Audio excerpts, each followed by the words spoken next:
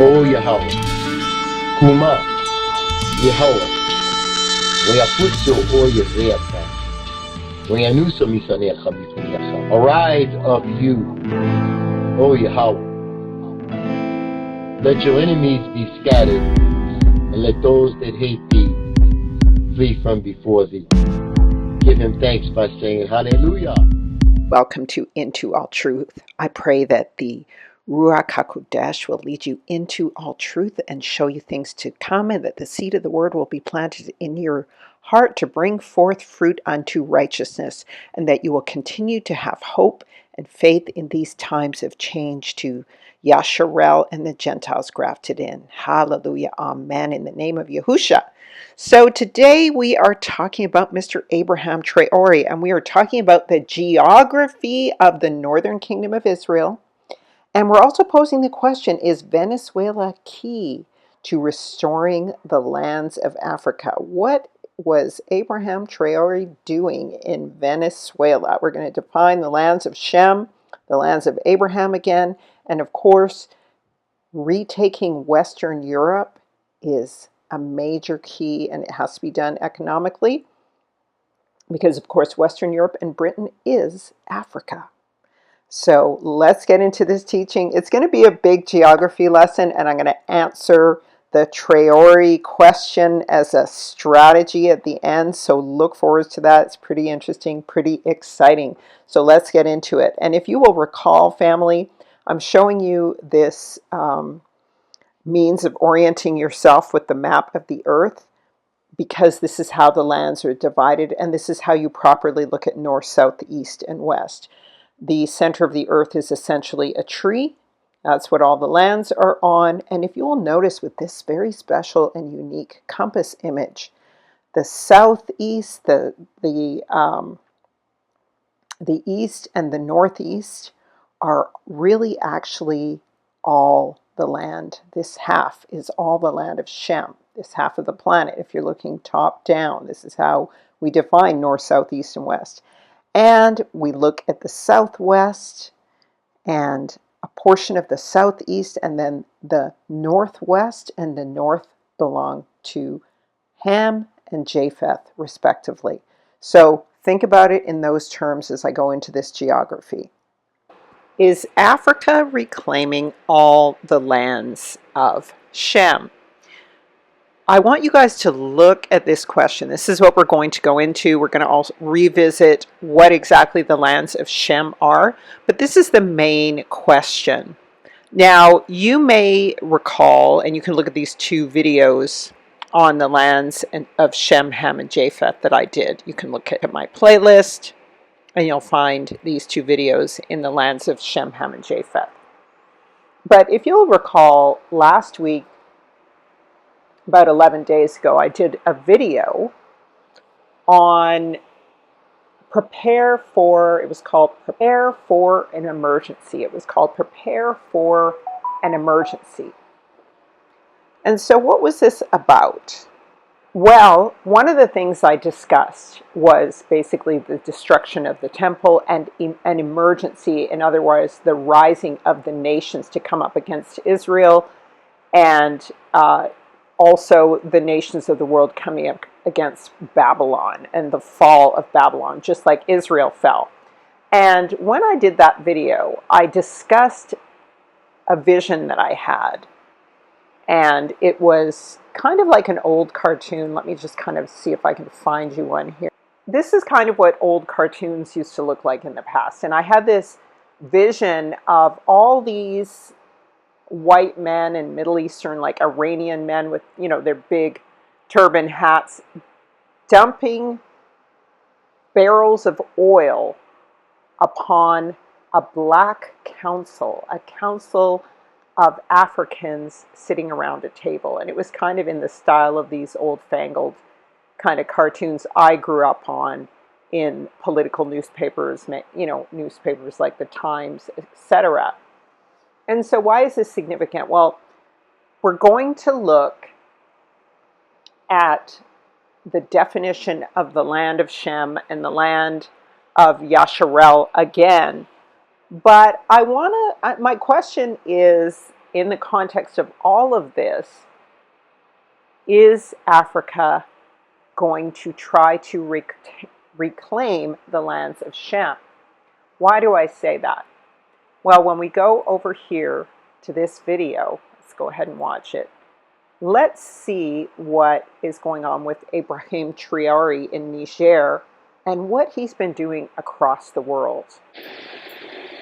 The Western powers have frequently argued that Burkina Faso would be helpless without their assistance. Yet the reality paints a different picture. In a notable display of solidarity, countries like Venezuela and Cuba have extended support to Burkina Faso. Taking cues from Iran and Russia, they perceive Burkina Faso's divergence from the West as strategically advantageous. This shift, however, has not been well received by Western nations. Their discontent is largely directed towards President Traoré, who has spearheaded these significant policy changes. Given the historical precedents, it is evident how Western powers typically respond to leaders who deviate from their interests. The looming question is whether history will echo itself. Picture a scenario where a nation situated in the heart of Africa challenges global superpowers, forming fresh alliances and reshaping its future. Under the guidance of Ibrahim Traoré, Burkina Faso is treading through an unparalleled geopolitical terrain by aligning with partners from South America and Russia. What catalyzed this recent geopolitical transformation in Burkina Faso? Nestled in West Africa without direct access to the sea, Burkina Faso has long been under the influence of its former colonial masters. President Ibrahim Traoré is now at the helm, steering the nation towards breaking free from these historical dependencies. Traoré, who ascended to power in September and December of 2022, took a defining step on February 8, 2024, when he ousted French troops from Burkina Faso. This bold move signified the onset of a notable geopolitical transformation. The expulsion served as a resolute stand against neo-colonialism and a quest for increased autonomy. Traoré's choice paved the way for fresh partnerships, notably with nations in South America like Venezuela. The historical bond between Burkina Faso and France had its roots in colonialism, with France wielding substantial control over its former colony. Nevertheless, Traoré's administration aimed to sever ties with this historical baggage. The expulsion of French troops was not merely symbolic. It was a strategic maneuver to reclaim sovereignty and diminish external interventions. This act resonated with numerous African nations familiar with analogous post-colonial dynamics, positioning Traoré as a symbol of the struggle for genuine independence. Burkina Faso recently announced the termination of a military agreement that permitted French troops to combat militants within its borders. The West African nation is grappling with insurgencies linked to groups associated with Al-Qaeda and the Islamic State. Vast tracts of land have been seized, and millions have been uprooted in the expansive Sahel region. Burkinabe National Television disclosed on Saturday that the government had halted a 2018 military agreement with Paris on January 18th, demanding France to withdraw its troops within a month. Subsequently, French President Emmanuel Macron expressed his anticipation for clarifications from interim President Ibrahim Traoré. However, on Monday, government spokesperson Jean-Emmanuel Ouedraogo stated firmly, "We don't see how to be more clear than this." The expulsion of French troops from Burkina Faso reverberated across the global stage, underscoring a broader movement towards decolonization and self-determination gaining traction throughout Africa. So the land of Israel includes Western Europe and Britain and the whole continent of Africa, as well as what is called, as I said, Western Europe, the Middle East, like around Turkey, the Caspian Sea, Arabia, what they call so-called Israel today, all the way up towards the Netherlands. I believe the Netherlands belong to Japheth, but everything in Western Europe, Britain, on the continent of Africa, as well as the Middle East, all is Yasharel, belongs to the 12 tribes of Israel. And of course, South America is part of the land of Shem, and so is India.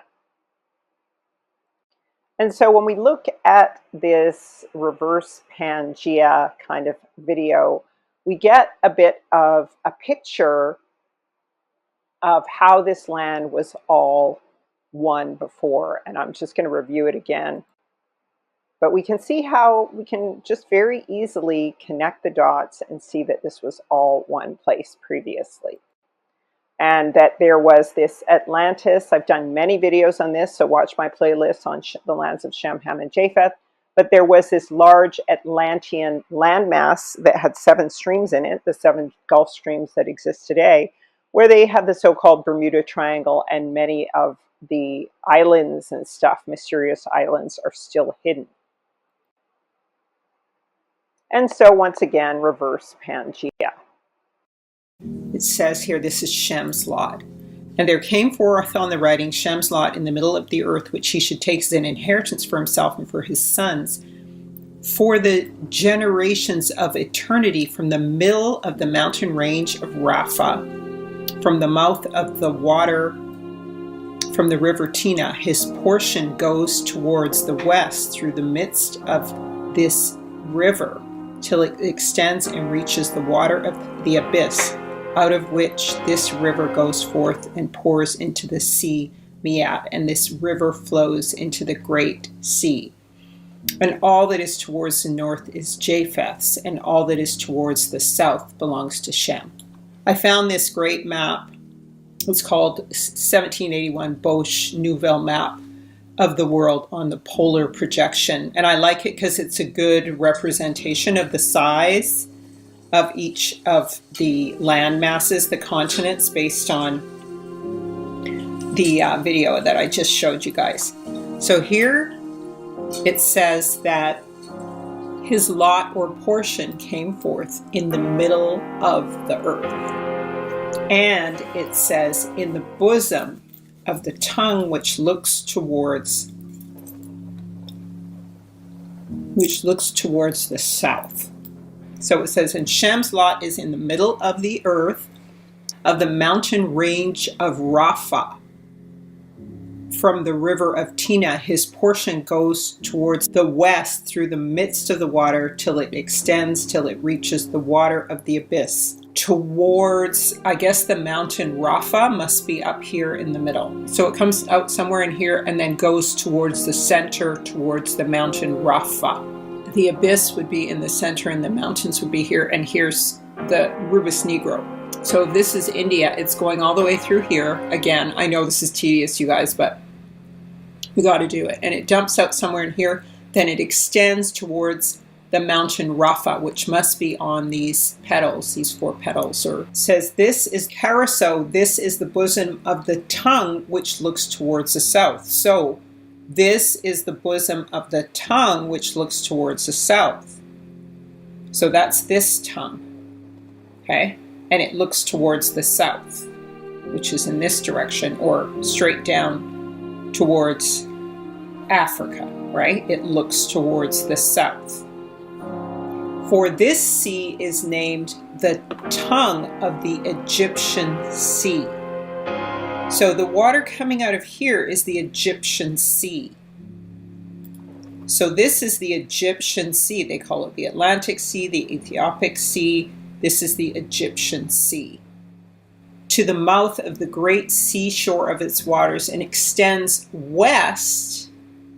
So it's going south, and then it extends west. Well, where does Africa fit back in? Right in here in the west, right?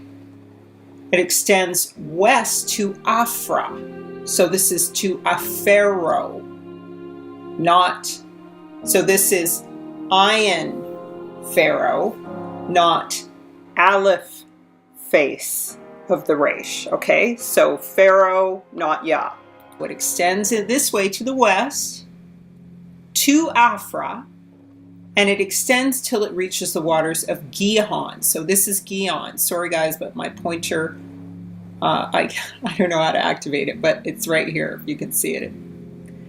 So it extends to here. This is the River Guion. Now the River Guion is said to actually go through here, or it goes all the way down here. And it extends till it reaches the waters of the River Guion, and to the south of the waters of Guion, to the banks of this river. So it's going this way to the banks. So the banks are on this side, right? And it's going all the way down this way. So everything this way, east, towards Africa of the Guion, is Shem's. All right, the dividing line is this river. Now it could be connected here, because some maps show it as here, some show it as here. So, you know, let's just please make some creative allowance for that, because we're figuring that out. Because it went west towards America, then it went south down and stayed on the rivers of Guion, the banks of the rivers of Guion, and now it started going east. Okay? So it's going east till it reaches the Garden of Eden. So the Garden of Eden is somewhere around in here. Okay, so this is what I'm talking about, you guys. We're going to see a little bit of different information. I've shown you this in other videos on my other channel, right? Atlantis has been positioned here. It may be the Garden of Eden, or maybe somewhere down here.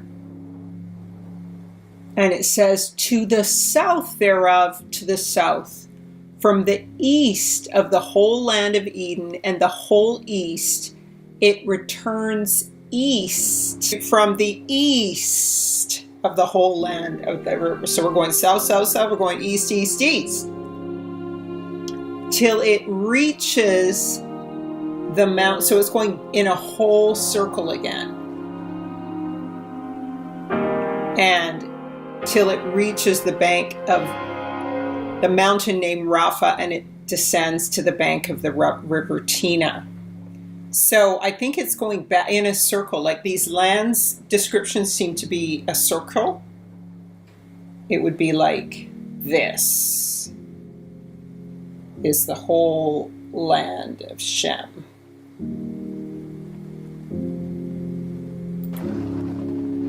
I don't know how to make my pointer get more active, but this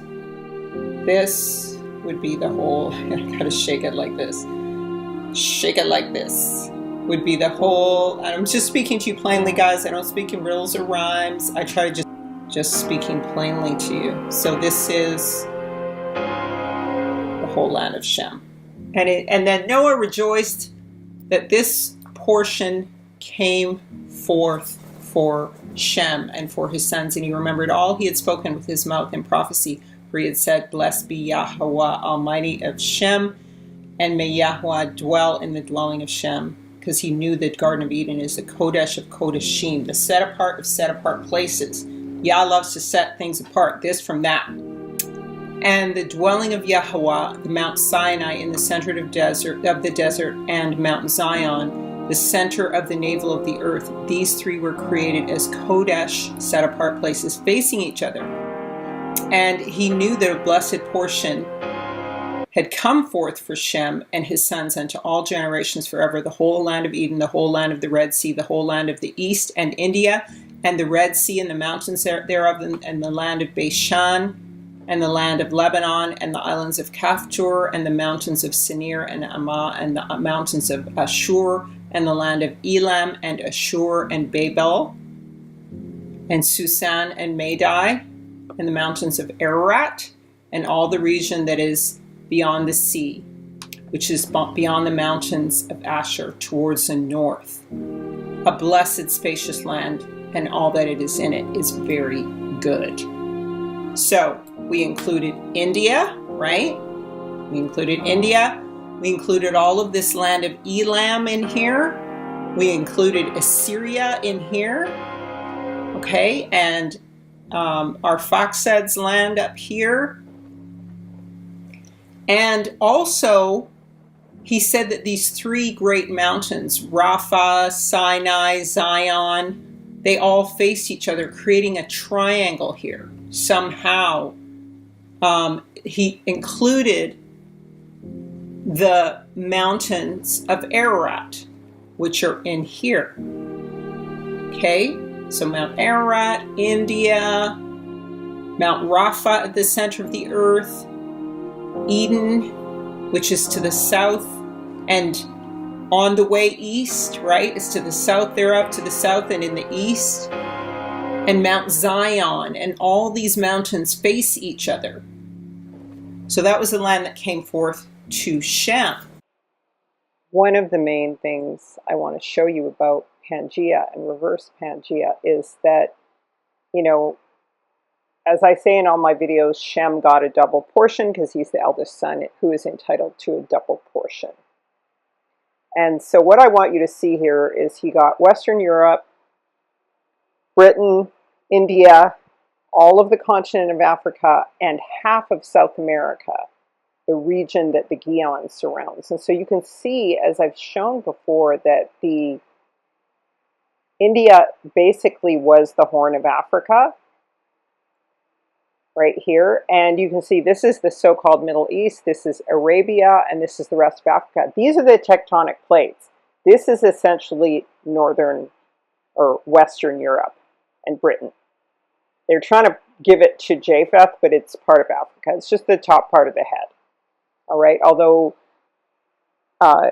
Japheth, I believe, gets those Nordic countries, but, you know, Crimea, Germania, like all those countries, Poland, Ukraine, all those countries up there, even the Black and Caspian Sea are part of the land of Israel and Shem.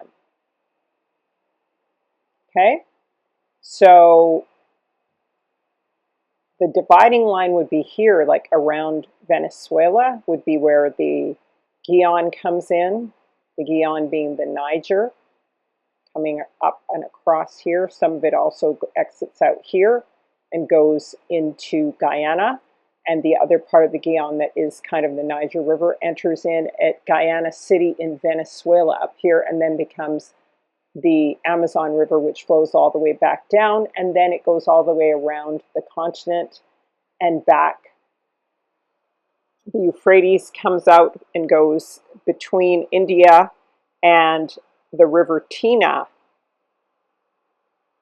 is basically the Ganges. This is my theory. And so the dividing line is Russia and the mountains, Mount Ararat. And so Shem got the head, he got the neck, or the heart, it can also look like.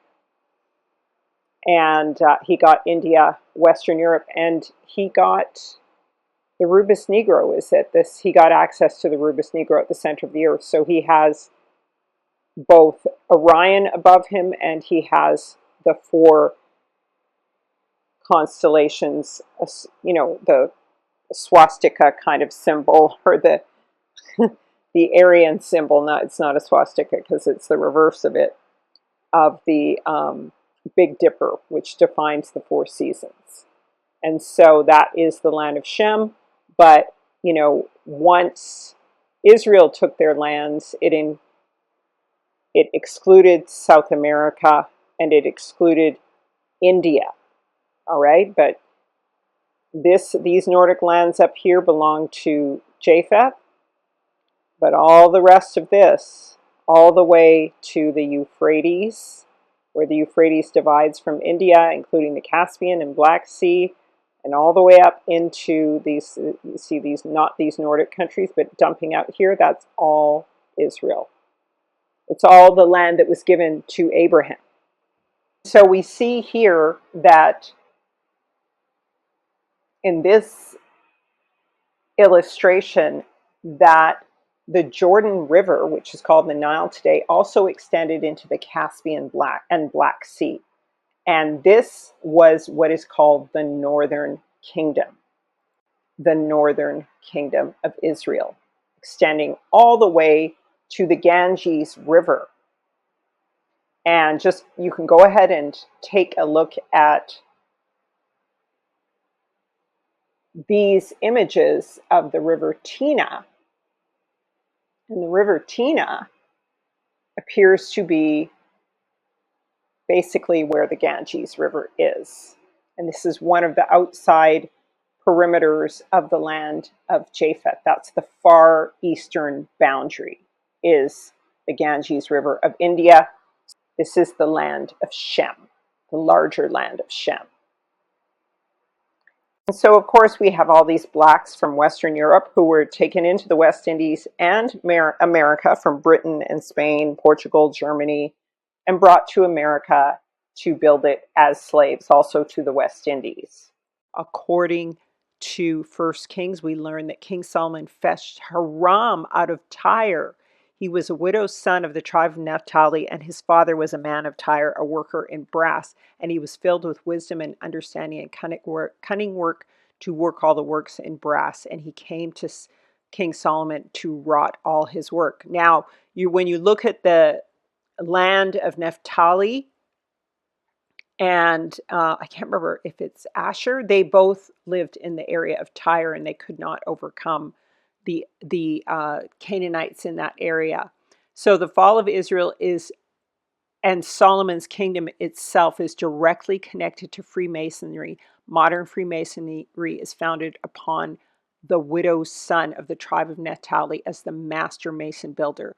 And this is the covenant of death Israel made. And the Masons celebrate the fall of Hiram Abiff and King Solomon as part of their rites as to how they took over the identity and became the inheritors of the kingdom and identity of Israel. And so he is sometimes referred to as the Prince of Tyre, Hiram Abiff. All right. And Asher says here in Judges 1:22-33, Asher dwelt in the midst of the Canaanites who inhabited the land, for he could not drive them out. Naphtali could not drive out the inhabitants of the Basemaths. So these are the people of Bath or Basemath who married Edom, nor the inheritance of Bathemach. And Naphtali dwelt in the midst of the Canaanites who inhabited the land, but the inhabitants of Besemath and Bethamen who became tributary to them. All right. And so these were in the land of Tyre. So Tyre was part of the kingdom of Israel, and the land of Israel is much bigger than we thought around the Black Sea, as I just said. All right. And so the people of Bath were Canaanites. And of course, there's this famous Hungarian Queen Elizabeth Bath-Roy, who was the blood-drinking countess, of course. So pause to read more. And Naphtali is also tied to the pillars of Heliopolis. And so those are really the pillars of Gibraltar, the gates of Gibraltar, of the Gibborim. All right. So either giants or great men of Israel, the two-leaved gates. And so this book, Solomon's Power Brokers, goes into that. And so we can see from this point of view from Spain across to Africa and vice versa, that Africa, North Africa, supposedly, is literally just below Western Europe. And as I said, I'm going to read this article on the inundation from the Atlantic Ocean that created the Mediterranean around the time of the Inquisition, that it didn't really exist there as such a large body of water previously to an hour flight. And we all know very well that the seat of Satan is actually in Germany, and that Black Rock, Switzerland, and France are all connected to Germany, the World Bank, everything, because the seat of Satan was moved from Pergamum, Turkey, to Germany. I know thy works, even where thou dwellest, even where Satan's seat is. Thou holdest fast my name, and have not denied my faith, even those days wherein Antipas was my faithful martyr, who was slain among you, where Satan dwelleth. Okay, so Pergamum was at the Black Sea, and when they moved the seat of Satan, this thing in the picture, they moved it to Germany. So that's where the seat is now. And of course, when we look at the lands of Ham as being America and the true Egypt, it's easy to understand that Canada is still the land of Japheth and America is the land of Ham, Egypt, part of their lands. And so this is confirmed in Acts 17:22 through 31, where it says, Paul stood in the midst of Mars Hill and said, Ye men of Athens, I perceive that in all things ye are too superstitious. For as I passed by and beheld your devotions, I found an altar with this inscription, to the unknown God, whom therefore ye ignorantly worship. Him I declare unto you. God made the world and all therein. And so here we have Athens, Georgia, and Chicago, and these are ancient images of the structures which look very Roman, very Greek, which are far larger than anything that is actually in so-called Western Europe today. We see these gigantic cities and structures that were displayed at so-called world's fairs and then destroyed. And they're quite heavy, magnificent structures, which really very clearly define Canada and the United States as Greece, Rome, and Egypt, because of course the Greeks eventually stole everything from Egypt and took it over. So again, we see Athens, Georgia, and all of these examples of Mars Hill. There's even a Mars Hill up here in Canada. So thanks to Benaiah Israel, who teaches me so much. He's taught me so much for this information.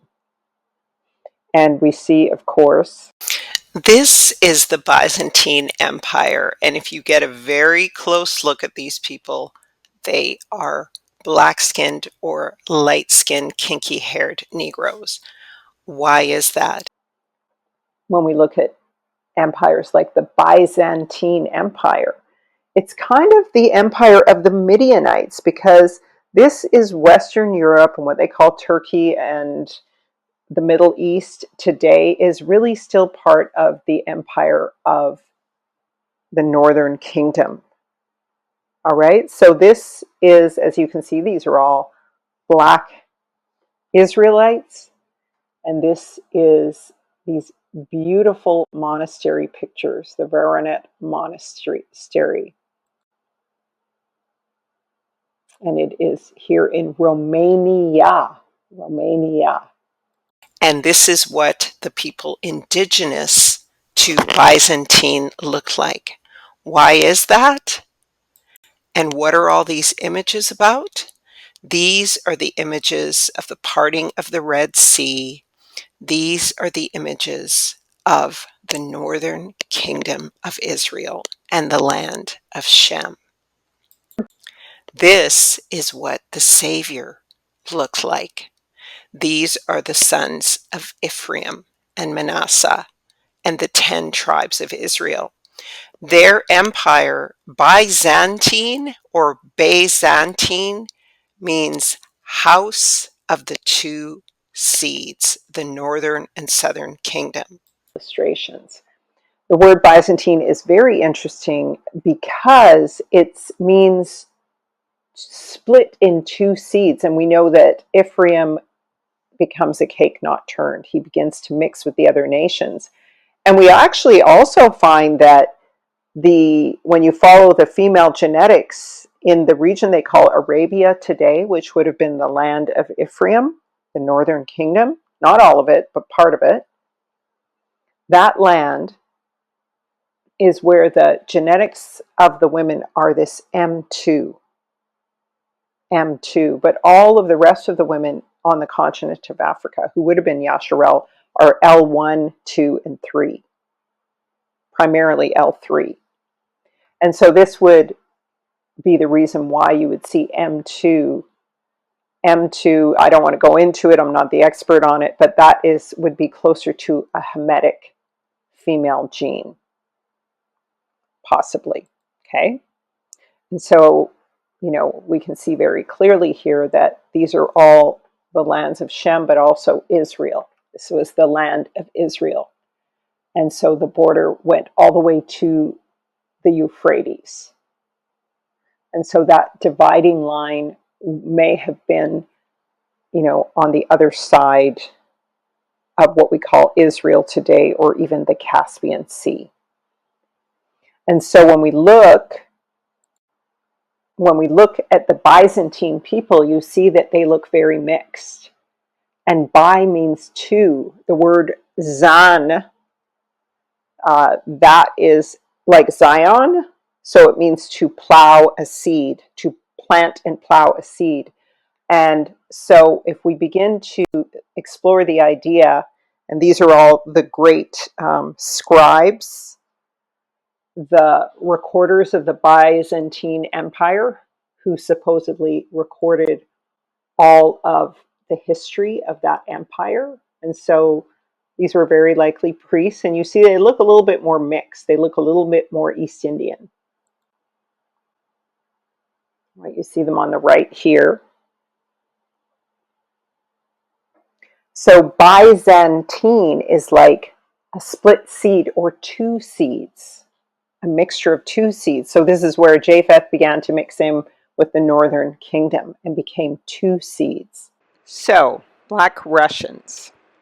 The Crimean War is very important because it was when the Russians lost their empire. It was the beginning of the end. And they were actually very much supporting the African diaspora in their own global world war. The Crimean War was happening around the time of the Civil War, the Ethiopian War, and the Boer War in South Africa. Please watch my Hebrew World Wars video. It has a White House burning down on it. So I just want you to get a sense of the context. Like I said, this is more about the northern lands of Israel, but I'm just trying to tie together the fact, truth, and reality that all of these lands are going to be retaken. Now, obviously not Moscow, that's Japheth's land. But I want to show you the movements of these Canaanites and Huns in these lands. That's why I'm showing this to you. And so this was the evolution from the Muslims in Western Europe, which then the Franks, like Charlemagne, took over in northern France, etc. They took over Western Europe. In Central Europe, or really Japheth's land, you had the Ivanovs ruling, the Edomites mixing with the Gentiles, and the 10 tribes likely mixing with the Gentiles.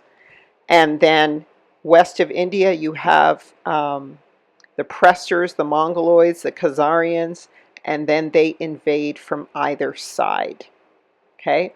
And once again, though, this is the whole line of Presters. This is how the Canaanites were able to take the crown from Esau. Esau is still ruling, but this is how the Canaanite seed of Satan was able to essentially take over. Okay, this is the way the transition happened. That's loosely, okay? And watch my videos on Russia the Fourth, the Bear, the Fourth Carpenter. It's a little more ordered. So we're going to backtrack a bit in history to see how the Tartars began to take over the West. Now, they had what was called Nestors, who were basically Russian chroniclers. And these are the Russian icons, and they had a lot of the 10 tribes, the diaspora in Russia, mixing with Russia, the Byzantines. And these great compilers or chroniclers were the Byzantine historians. Okay? So the chroniclers that came along, the Nestor, the chronicler, when you hear about Nestor, Prester John, that is Esau Edom. And he wove his way into the northern kingdom. He took the 10 tribes captive. The Assyrians took them captive, but that was part of Esau, I believe, to my understanding. That's my theory. And he functioned as Nestor, the chronicler, up in the northern kingdom. So all the way from Persia all the way to Britain. All right? Even during the times of the invasions of the Ishmaelites, the Arabs. And so from what I can understand, the European chroniclers seem to take over from the Byzantine historians. The Byzantine historians would be the Yasharalites, and they were mixing with Japheth. All right. And so we see that. So here's one of the chroniclers back in the day, in about the 1100s, Saint Nestor the chronicler. Okay, so you see he's black. All right. And they talk about Prester John, the Nestor, right, who is Ethiopia king, ruling in Ethiopia, and in fact all over the world, in the hidden world of the West as well.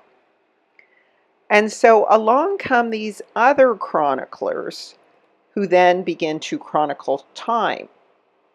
And so here's another Nestor, the chronicler. And so we see this guy is being depicted as looking kind of more Caucasian.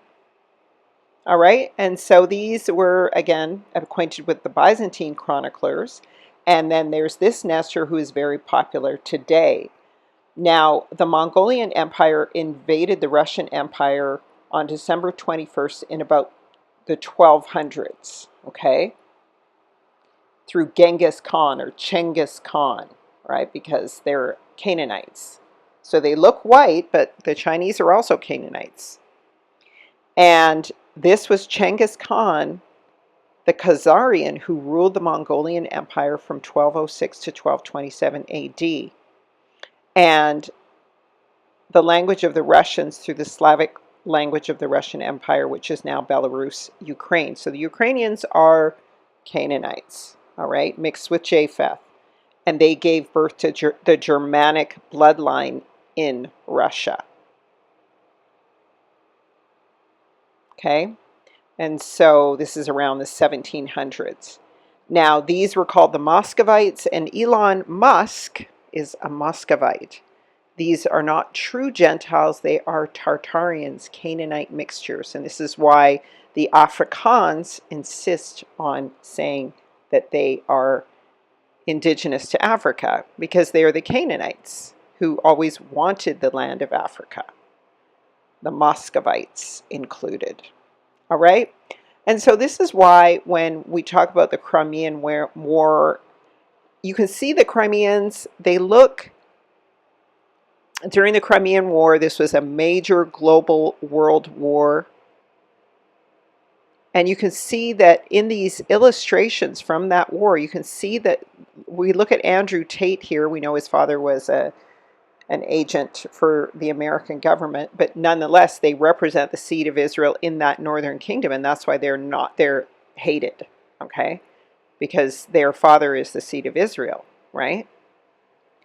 And but you can see very well here, they look like the black Russians. Look at some of these Russians here. They look very black. This is during the Crimean War.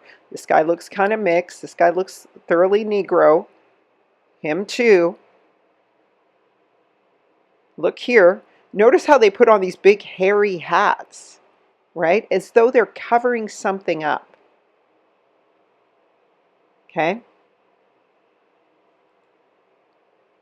And so, like I said, it was a very significant global war. Here, Russia is financing the Boer War, the Ethiopian War, American Civil War. The Boers were fighting against the British. The British were fighting against the Ethiopians. So this was, even though these Boers were Canaanites, they were not the British. The British are Canaanites as well. So this is when the Canaanites are beginning to take over Europe. And this is Ivan. This is at the time of Ivan the Terrible. Okay, he was Grand Prince of Moscow. You see how black he looks? He looks like an Ethiopian because he's Edom. And probably a mixture of the 10 tribes, right? Because Edom likes to mix the seed. So he was proclaimed the Grand Prince of Moscow in the Rurik dynasty in 1533, but then they were taken over by the Crimean Tartars, okay? Invaded by them.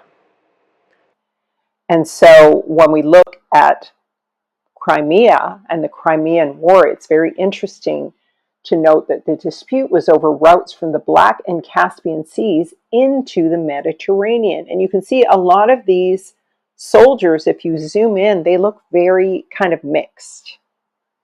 All right. It was a military conflict fought from October 1853 to 1856, which Russia lost to an alliance of France, the Ottoman Empire. So Ottoman, that's the Turks, and Taman, that is Esau. So Esau mixing in with the Gentiles. The United Kingdom and Piedmont, Sardinia. The immediate cause of the war involved rights of Christian minorities in Palestine, which was part of the Ottoman Empire. And it was also over these sea routes. So it was a territorial war over the Black and Caspian Seas into the Mediterranean.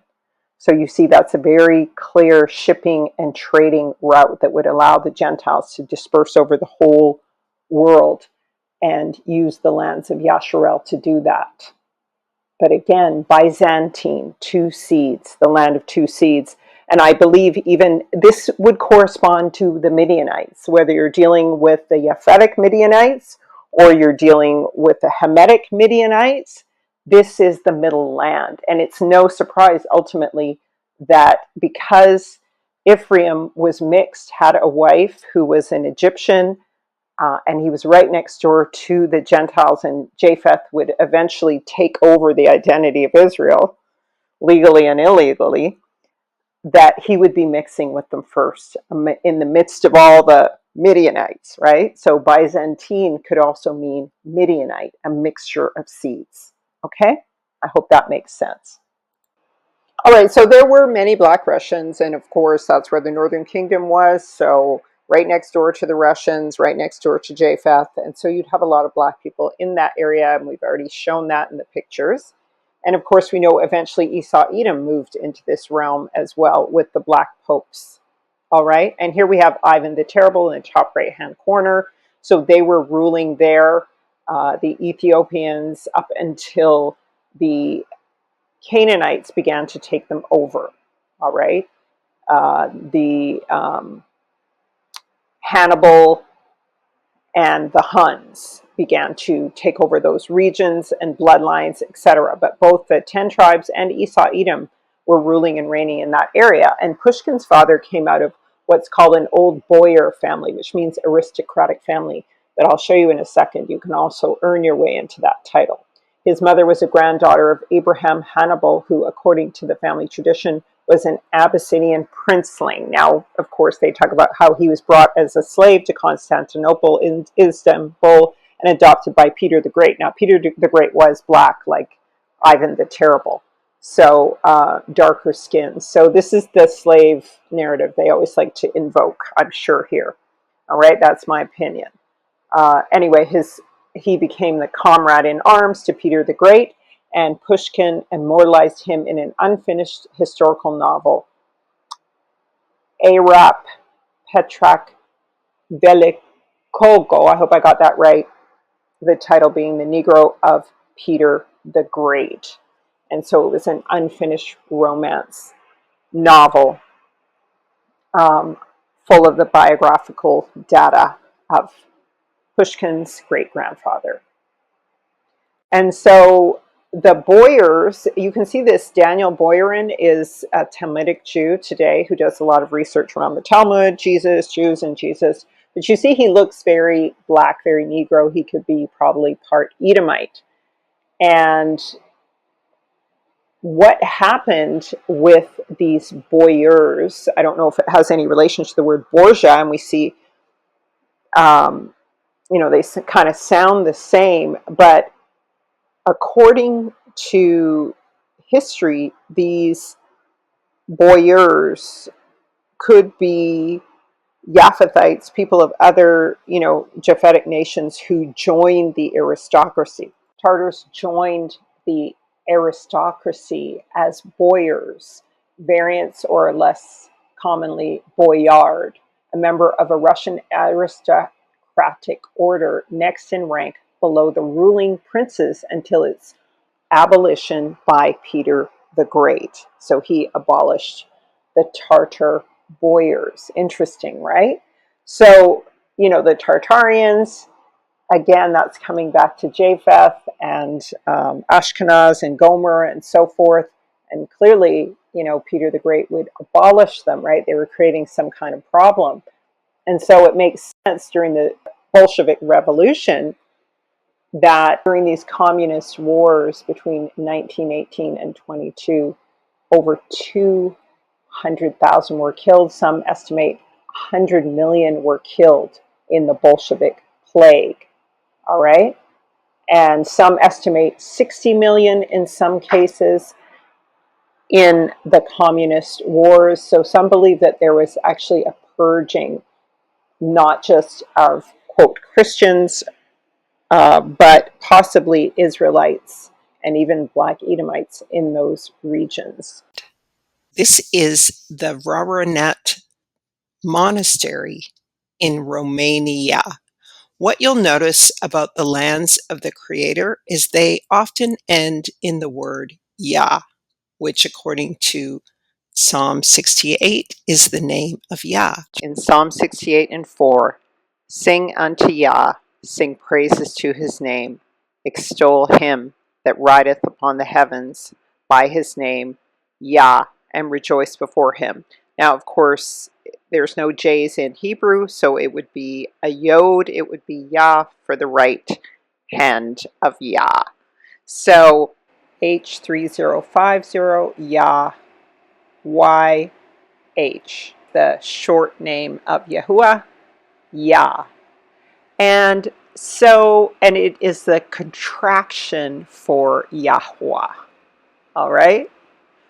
And so when we look at the account in Jubilees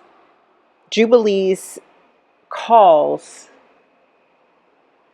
the land of Shem Asia or Asaya, whereas the land of Ham is called a Pharaoh. A Pharaoh. Take a look at the King James. And I want you to see this. So a lot of times when we look at the ancient text, so here is the ancient text.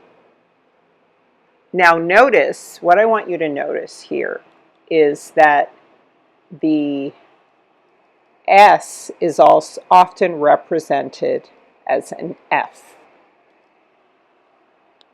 The S is often represented as an F. So, for example, in this sentence, this is the preface to the book, all right? So King James, and they changed the J to an I. And I want you to see that. Prince James, by the grace of God. Notice how he calls himself Prince. So that would be Nagad, okay? Prince. Because the messengers were called princes, and all of the princes of Israel were called princes.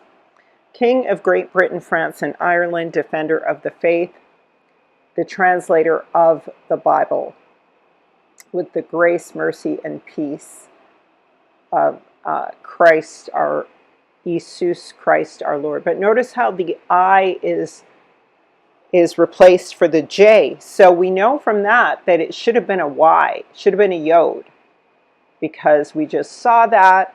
When we go back and we look here, we see that the J is always, for Yahweh, is always a yod. And so they've already erred and started changing things. And this is what I mean, family. Throughout the Masoretic text translation, I believe that they replace the yod with the ayin because they worship the all-seeing eye. So this would be Yames, and it would be, they're using this fake name again, Yesus. So it would have been a Yesus with a yod, okay, or Yahuwah with a yod instead of an I. All right? But the other thing I want you to see here is, it says here Occidental Star, but you go down further here, and this is what I was just about to read you.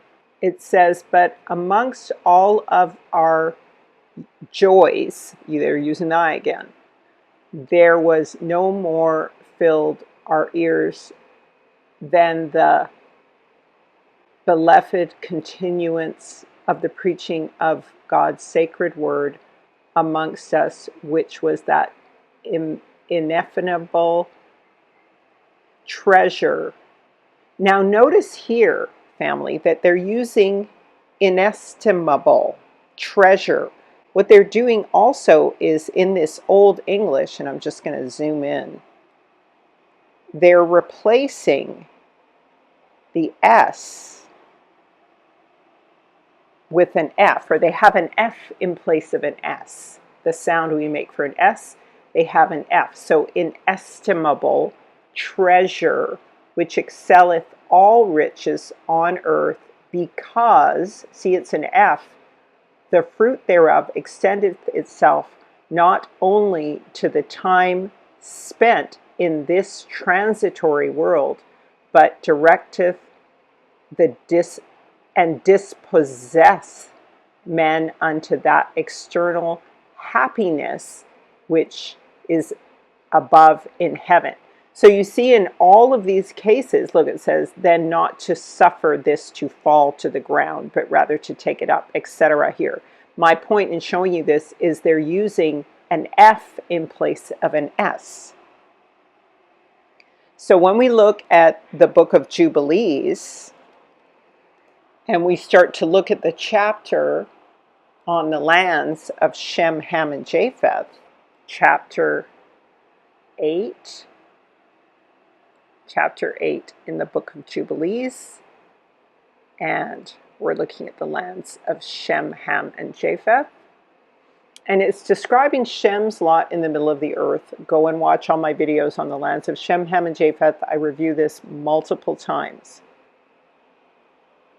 So, one of the things it says is, and it turns here towards the south, towards the mouth of the great sea, on the shore of its waters, extends west to Afra, till it reaches the waters of the river Gihon, south of the waters of the Gihon, to the banks of this river.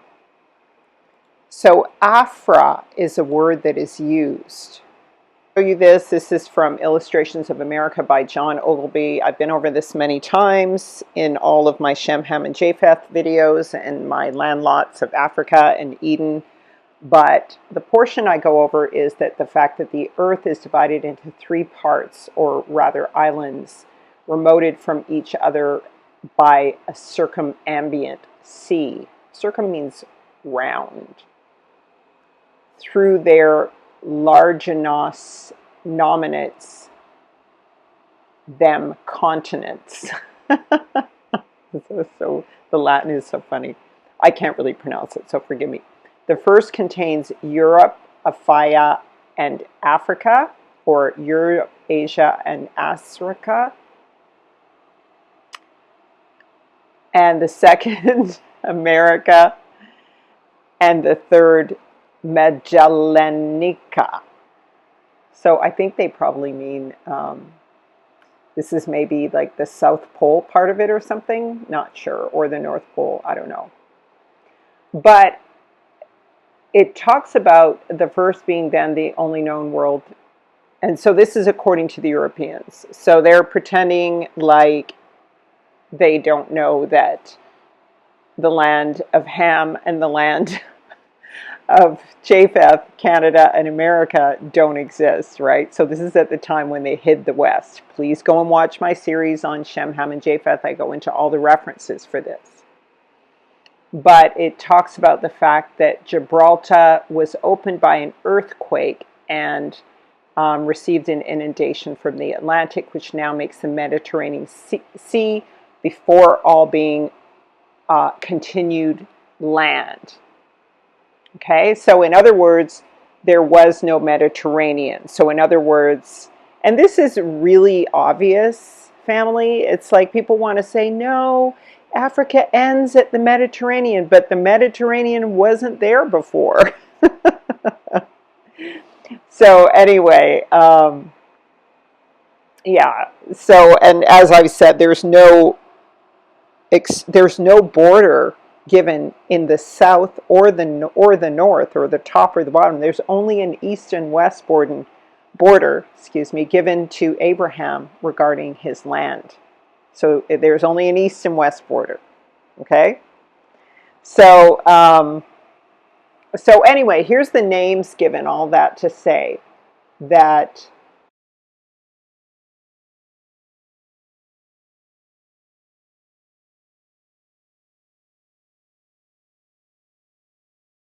others divide the Midland Sea from the Straits of Gibraltar unto Tanis, placing Europe on the north, spreading Aphia on the other side over the utmost extent of Africa. Okay, so listen, spreading Asia or Aphia on the other side over the utmost extent of Africa. Some double this again, making 4 divisions out of our first part of the world. Europe, Asia, Africa, and Egypt. Others later have once more reduced them to 3, joining Egypt to Asia. Okay, so this is really interesting because in the text of Jubilees, it talks about the portion of Shem extending towards the south, towards the mouth of the Great Sea. So this is basically the Atlantic Ocean, from around Britannia, and then you have the Atlantic Ocean, and the land of Shem goes straight down through the Atlantic Ocean all the way to the south, towards the south, and then you have the waters of Gihon to the banks of this river, and then it extends toward the east till it reaches the Garden of Eden. So I always show this to you as kind of this sort of a picture, that the Gihon would be kind of the Niger River. The Gihon also kind of spreads out to another smaller river here. But basically it's this westerly flowing river, which is the Gihon, and what they're saying is it's flowing all around here. And when we actually look at reverse Pangea, let me just see here, and we look at this photo, for example, I just did a shot of it. This would be like kind of the Niger, then this is Venezuela right here, okay?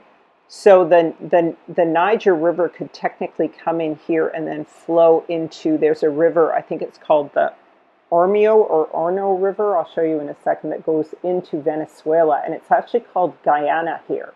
Guyana City is here, but British Guyana is just below. So Guyana City is in Venezuela and British Guyana is below, and then the river that runs through here, which would come out of Africa as the Niger, right?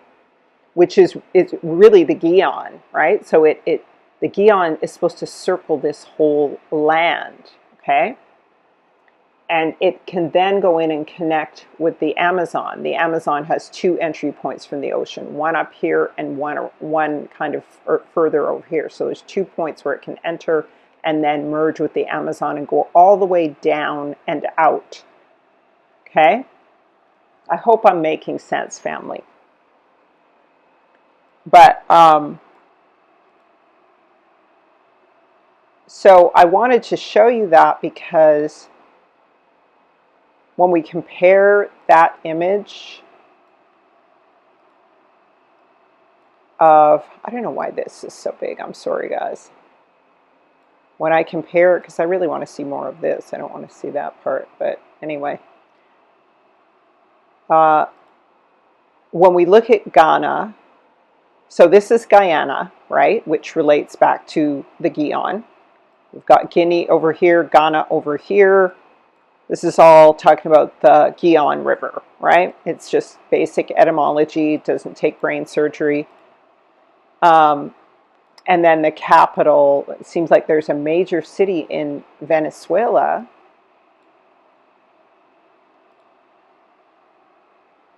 called Guyana City. Okay? And this is the Orinoco River, which can then go ahead and merge.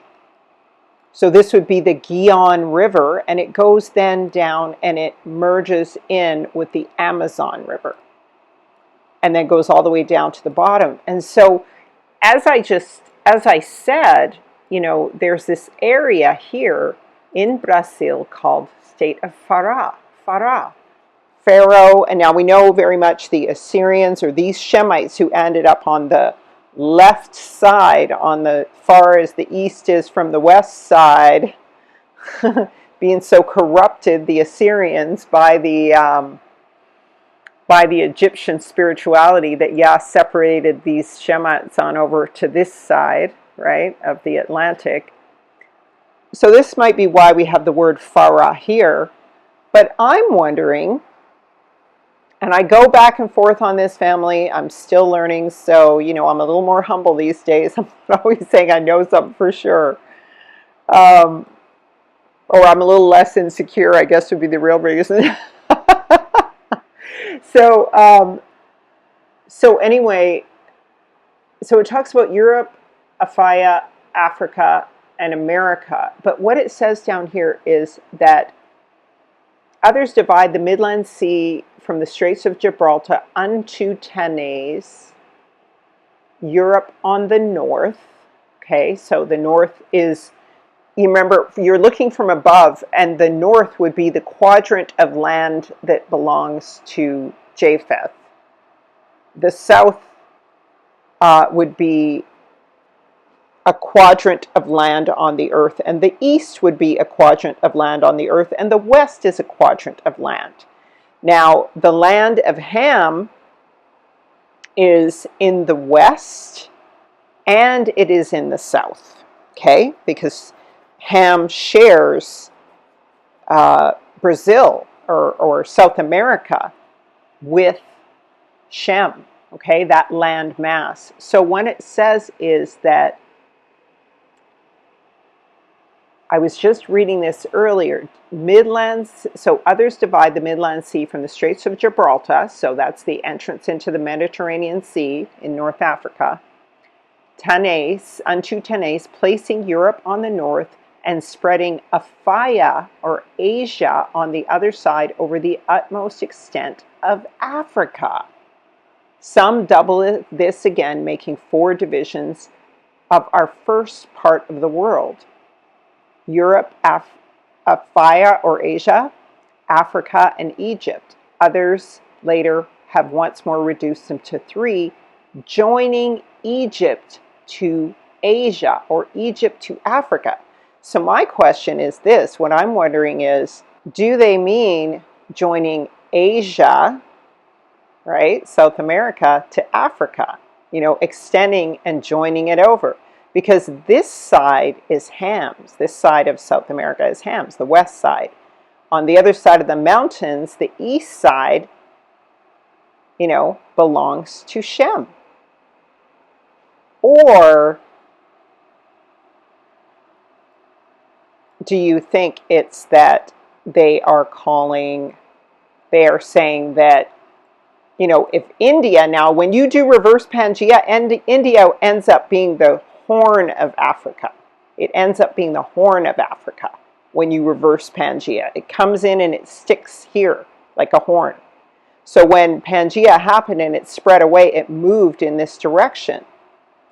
So if you're going to say extending Asia over here to Africa, but that doesn't make sense because this isn't Egypt, right? Egypt is here. America is Egypt. So this is why Yahuwah had to take the Aramites also and remove them as far as the east is from the west. So they were removed to the west towards the land of Ham again and Japheth.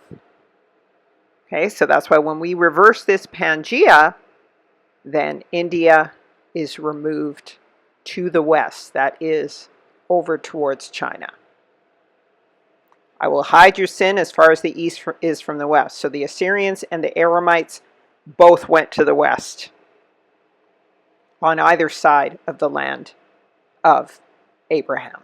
Don't comment on my page if you believe that America, black people are indigenous and Israel is America and all that foolishness. Even Kamero Ahu is now admitting that the United States is Egypt. So please don't comment. I'll delete your comments because they're not wanted here. That approach is it's just outdated. You just need to study it more, and I don't want anyone else's viewpoint polluted by that. So it would make more sense that this is all Egypt, right?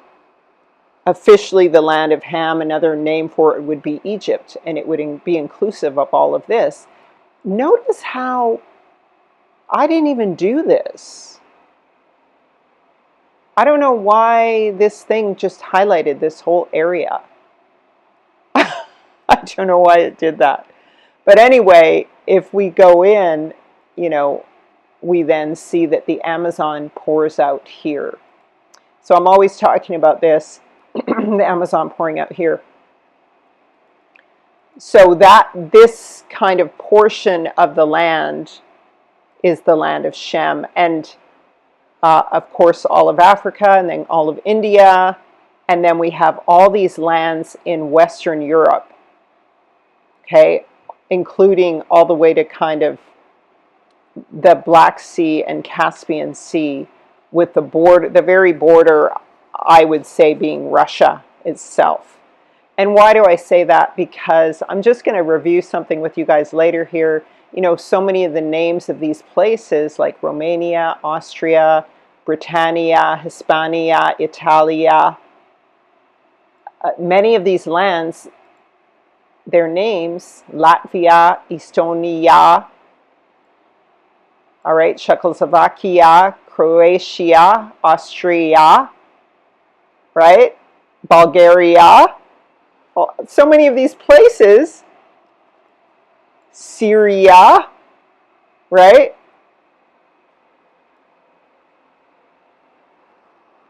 so many of these places end with the word Yah.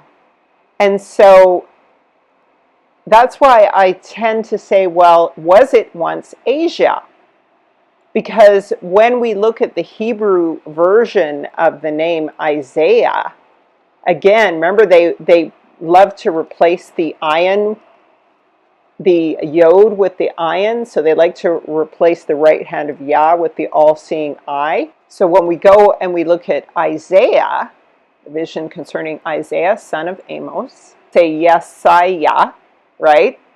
Isaiah, Yesaiah. Sometimes this can be an A as well, okay? Either it's a Y, so see how they've got it correct as a Y here, even though they're saying it's an I, all-seeing ayin instead of a yod, right? You see how they do that? Because these are Hamites who are doctoring everything. So there's the yod, that's the yod symbol. So it is Yesaiah. Why am I showing this to you, family? I'm showing it to you because it sounds a lot like, if we follow the etymological journey, take our little etymology journey, it's sounding a lot like Asia, or Yesaiah. And if we look at the Africa, it could be Yesaiah. So ka means to set apart. So Yah's set apart land. So if Yah's land is Asia or Aphaya or Apaya, right? Or Isaiah or Yazaiah, so Yah's land, then Yazeka or Africa or Yazaka, right? Isaiahka or Apayaka, whichever one it is. We don't know what it is. When you put the ka on the end, it means set apart. So Yah's set apart Asia. Isaiah's, the set apart Isaiah. The set apart Yazaya. I hope that's making sense. But I'm still not sure. Please comment and let me know. Notice it says right here, to the three sons of Noah, to Shem, Yazaya, to Ham, Africa. All right? And Japheth, Europe. Now, of course, this is wrong because this is, the Gentiles who are defining the lands at this point. But that's why I bring it up. Because it would have the Isaiah. It would have the Yah in the name if we substitute the I in Aphaya for YAH. So if we said, let me just write it here. So it's Aphaya.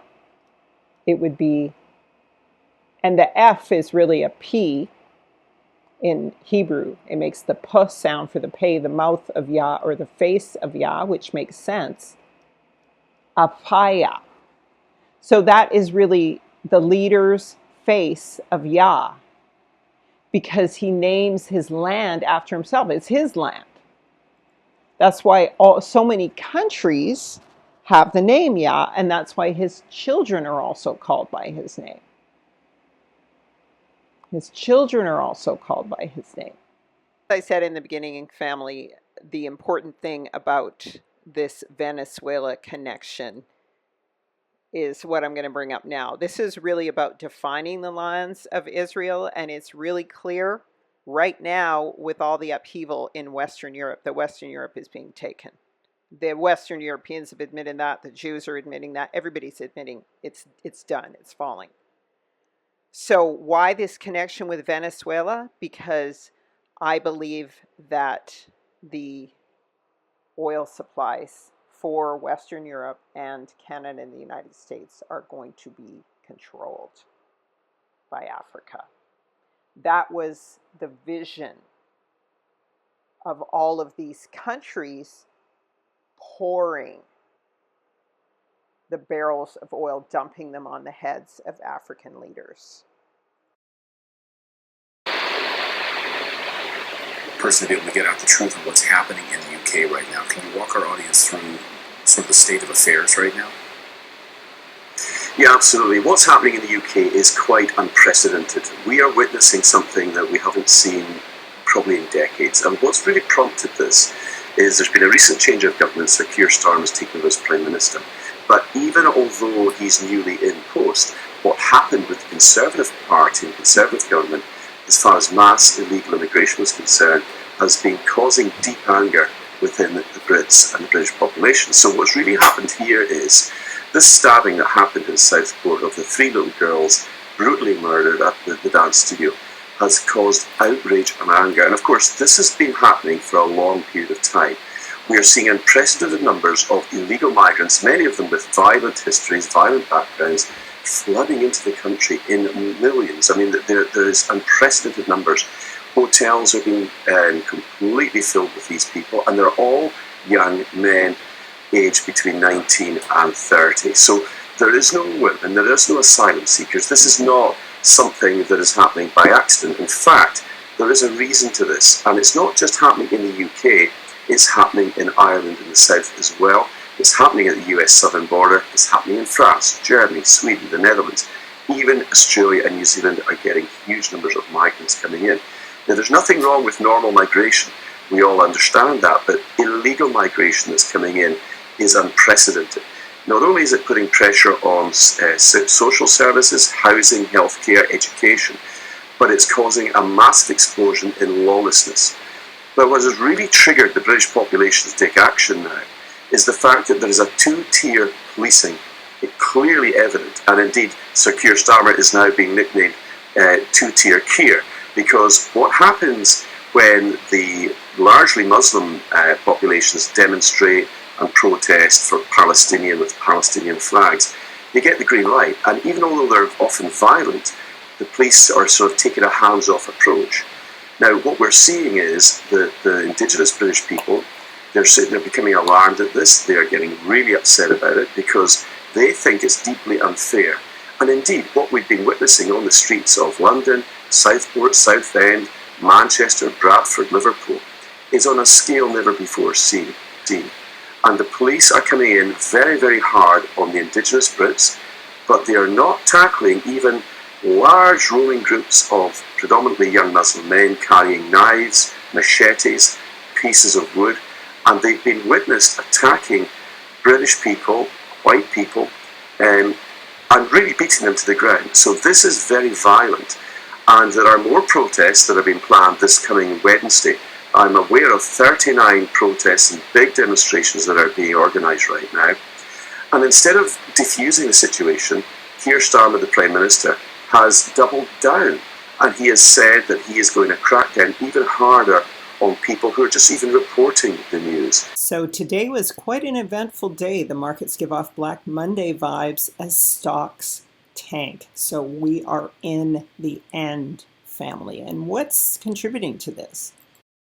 And family, watch my videos on the lands of Shem, Hem, and Japheth. I don't need to tell you that the Gentiles are not indigenous to Britain and Western Europe. The indigenous people are the African diaspora, the Northern Kingdom specifically. So what should have happened was that at the time of the switchover, all of the believing Gentiles should have remained in the land of Israel that they had conquered, and now recognizing who the true children of Israel are would have made a smooth transition as citizens of the house of prayer, which would include all of the Gentiles called by Yahuwah's name.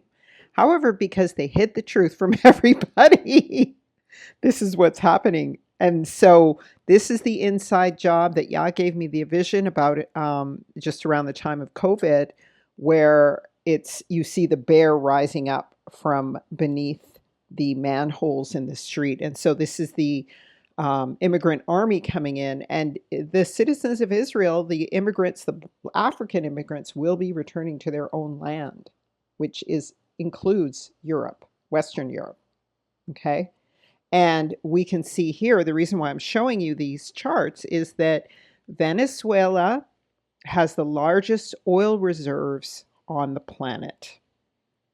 Russia also has high oil reserves. You can see 80,000. This is in the millions of barrels. So this is like 80 billion, I think it is.